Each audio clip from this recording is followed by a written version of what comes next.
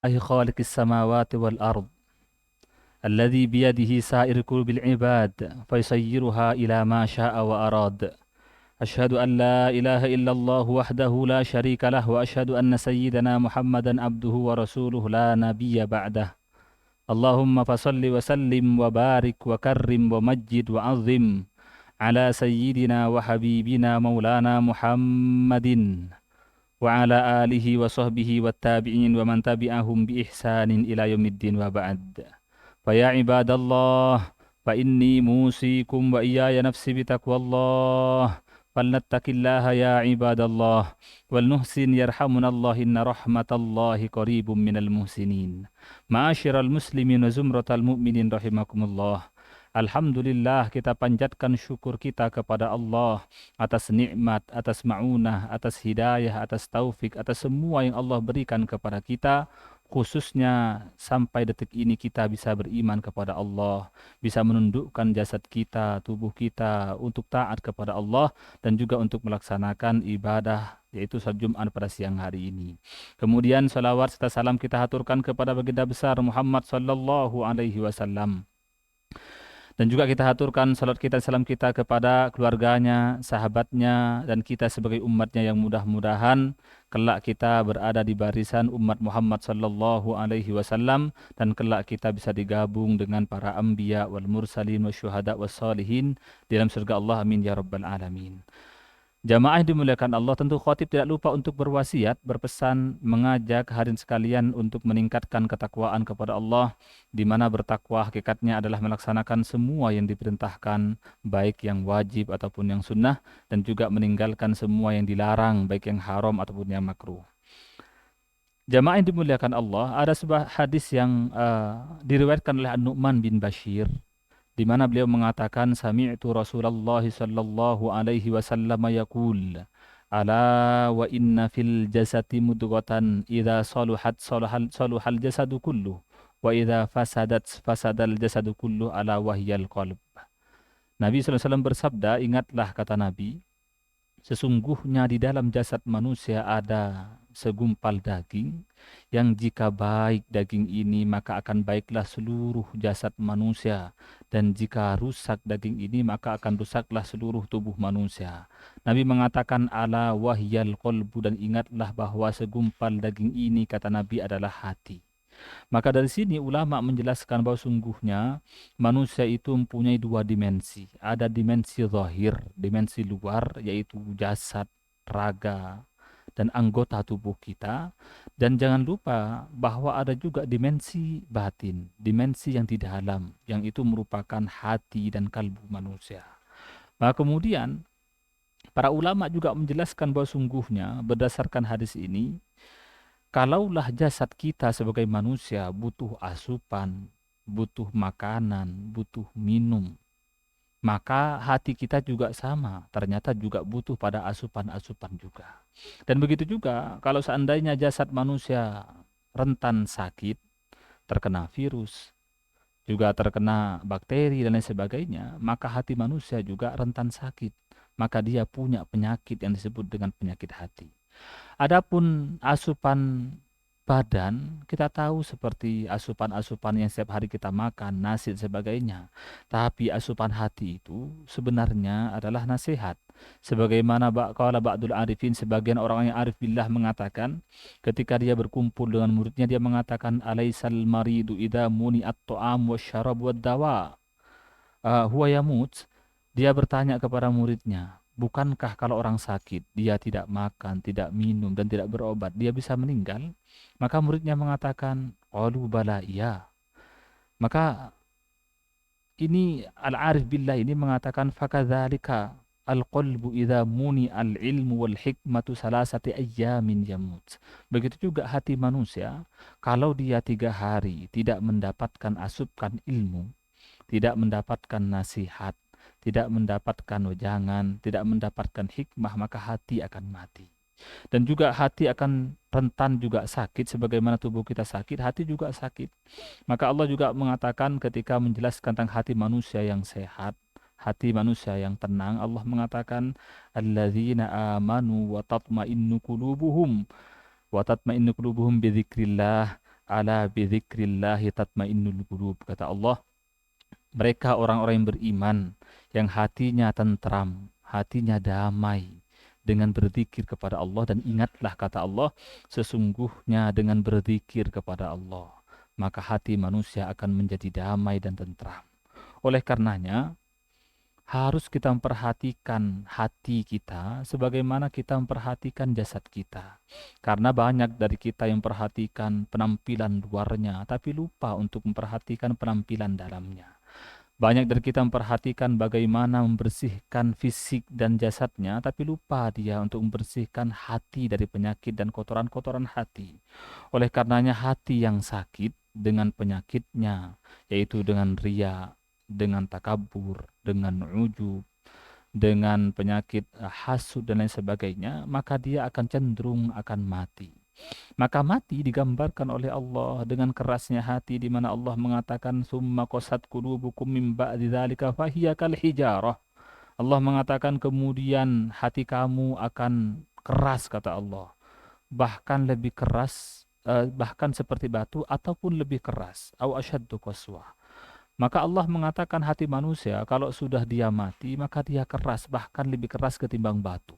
Allah menggambarkan, wa inna minal hijarati lama yatafajjaru minhul anhar, wa inna minha lama yashaqqaqu fayakhruju minhul ma, wa inna minha lama yahbitu min khasyatillah. Karena batu itu, kata Allah, ada banyak batu yang memancarkan sumber. Walaupun dia keras, masih ada sumber kehidupan dari dia. Kemudian kadang ada batu yang kalau pecah akan mengeluarkan air. Dan juga ada yang batu jatuh karena takut kepada Allah.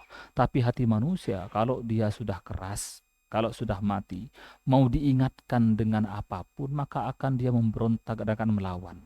Kalau dinasihati, maka dia akan semakin tinggi, semakin sombong dan sebagainya. Itulah yang Allah gambarkan bahwa hati manusia kadang bisa lebih keras ketimbang batu. Maka kalau kita ingin tahu apa sih penyebab dari kerasnya hati, dari matinya hati itu, para ulama menyebutkan ada beberapa sebab, dan yang paling dominan pertama adalah karena bermaksiat kepada Allah. Maka orang yang senantiasa bermaksiat kepada Allah, khususnya makan makanan yang haram, yang masuk kepada tubuhnya hal-hal yang haram, maka cenderung akan membuat hatinya keras, tidak mempan pada nasihat, sulit untuk diingatkan. Oleh karenanya, Nabi SAW menggambarkan dengan sebuah gambaran yang luar biasa. Nabi mengatakan, innal abda idza akhta'a khati'atan nukitat fi qalbihi nuktatun sauda. Rasulullah menggambarkan sesungguhnya seorang hamba manusia kalau dia melakukan maksiat, melakukan kesalahan, maka akan dituliskan atau dibuatkan di hatinya sebuah nuktah, titik hitam. Fa'idha huwa naza'a wastaghfar wa taba suqilah minhu. Kalau dia bertaubat dari dosanya, dia istighfar dari kesalahannya, maka akan dihapuskan noda itu. Tapi Nabi mengatakan wa in ada zida fiha hatta ta'lu qalbah. Kalau dia terus bermaksiat, ditambah lagi dengan maksiat, ditopang lagi dengan maksiat, ditutup lagi dengan maksiat, terus begitu, maka titik itu akan semakin banyak akan menutupi hatinya. Begitulah hati manusia menjadi keras, kemudian dia menjadi mati, tidak mempan melihat kepada, tidak mempan kepada nasihat dan lain sebagainya. Maka kemudian yang paling unik, para ulama juga menjelaskan salah satu penyebab hati itu mati adalah terlalu banyak tertawa, terlalu banyak melihat komedi, terlalu banyak melihat sesuatu yang menimbulkan dia tertawa. Ini berdasarkan pada sebuah hadis Nabi, di mana Nabi bersabda, qala Rasulullah SAW, la tukthirid dhahika. Dalam sebuah pesannya, Nabi mengatakan, jangan kamu memperbanyak tertawa, kata Nabi. Fa inna kathratad dhahiki tumitul qalba. Karena banyak tertawa, terlalu sering tertawa, itu membuat hati jadi mati. Bagaimana gambarannya matinya orang yang sering tertawa? Orang yang senantiasa senang untuk tertawa setiap hari, melihat komedi, maka kadang-kadang kalau sudah ada suatu fenomena, kejadian apapun yang harus biasanya menimbulkan simpati, empati, kesedihan, dia cenderung tidak peduli. terlalu sering tertawa ketika dia melihat ada orang yang membutuhkan iba dari kita, maka dia cenderung merasa tidak hatinya tidak terenyuh. Itulah yang disebut dengan mati gara-gara terlalu sering tertawa, hatinya menjadi mati. Cuma pada akhirnya tertawa tidak dilarang, tertawa tidak diharamkan. Cuma harus kadarnya diperhatikan. Sayyidina Ali radhiyallahu anhu arda, beliau memberikan formula yang baik bagi kita kapan dan bagaimana ukurannya kita tertawa. Maka beliau mengatakan a'til kalama minal mizah bimikdari ma tu'ti tu'ama minal milhi. Kata beliau, berikanlah dari pembicaraan kita setiap hari, dari bercanda, bergurau, tertawa, seukuran kita memberikan garam kepada makanan. Kalau kita memasak misalnya satu wajan, tentu garamnya hanya butuh sekitar 1 sendok teh atau lebih sedikit. Maka kalau kita berbicara setiap hari dengan bicara yang banyak, maka bercandanya, berguraunya, tertawanya, ya sekedar seperti garam dalam makanan. Ada tapi tidak dominan. Ada tapi tidak terlalu banyak. Karena apa? Karena orang yang terbiasa dengan tertawa, bercanda, bergurau dengan komedi, takutnya ketika ada hal-hal yang menimbulkan simpati, empati, iba, maka dia tidak peduli, tidak terketuk hatinya dan juga tidak iba hatinya. Jamaah yang dimuliakan Allah, maka ada banyak cara sebenarnya untuk melembutkan hati atau menghidupkan hati yang sudah keras itu. Rasulullah SAW memberikan cara atau memberikan kita formula, memberikan kita strategi untuk bisa melembutkan hati kembali. Pertama, para ulama misalnya mengatakan cara paling mudah membuat hati kita menjadi lembut kembali adalah dengan mendengarkan kisah-kisah yang menggugah jiwa. Kita bisa lihat Al-Quran, 2/3 dari Al-Quran isinya adalah cerita. Cerita dari umat terdahulu, cerita dari kisah para rasul, kisah para nabi, kisah dari umat-umat dari rasul-rasul nabi tersebut, kisah orang-orang soleh dan sebagainya. Yang mana Quran itu adalah kitab hidayah.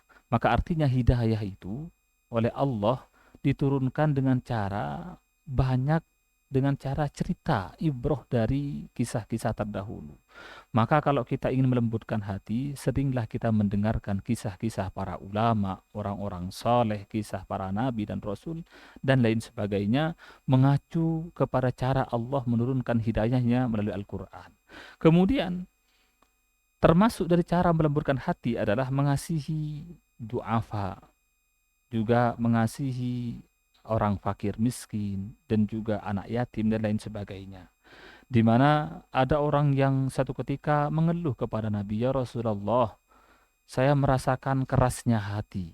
Ketika saya dinasihati, tidak cenderung saya bisa mengambil nasihatnya. Kemudian saya merasa sulit untuk menangis dan tidak iba kepada hal-hal yang menyedihkan. Maka Rasulullah mengatakan, in aradta an yalina qalbuka fa'at'imil miskin wamsah bi ra'sil yatim. Maka kata Nabi, kalau kamu ingin hati kamu menjadi lembut, maka apa?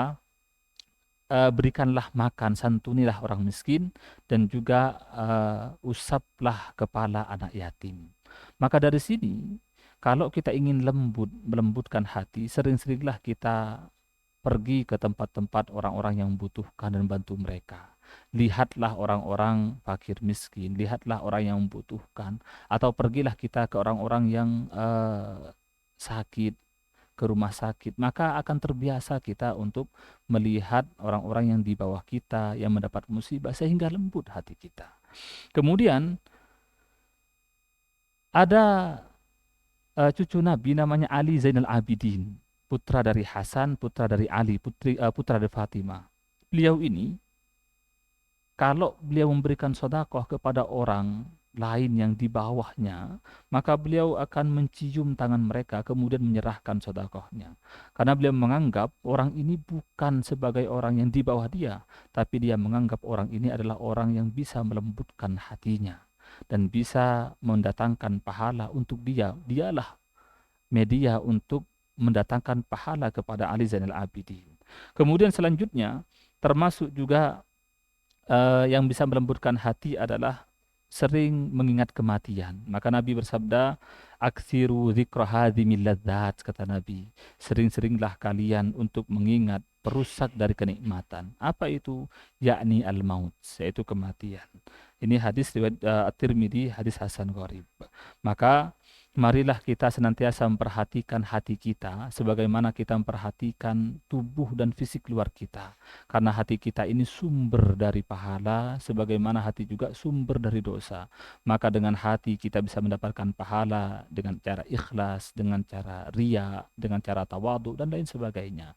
Tapi hati kalau tidak diperhatikan maka cenderung akan mendatangkan menjadi sumber dosa dengan cara datangnya penyakit hati yaitu hasud atau ria atau ujub dan lain sebagainya.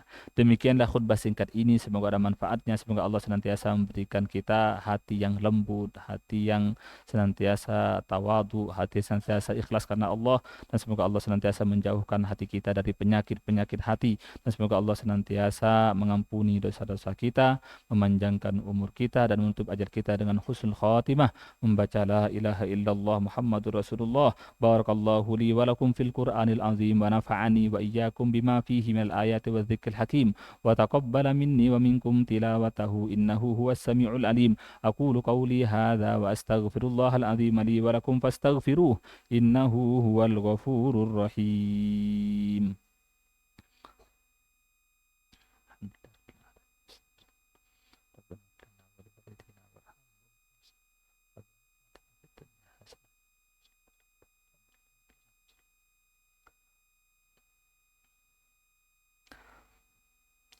Alhamdulillah hamdan katsiran kama amar wa ashkuruhu wa qad ta'adzana bizzati liman syakar. Asyhadu an la ilaha illallah wahdahu la syarika lahu irghaman liman jahada bihi wa kafar. Wa asyhadu anna sayyidana Muhammadan abduhu wa rasuluhu sayyidul insi wal bashar wa ala alihi wa sahbihi mattasa'inum binadari wa udrum bi khabar amma ba'du.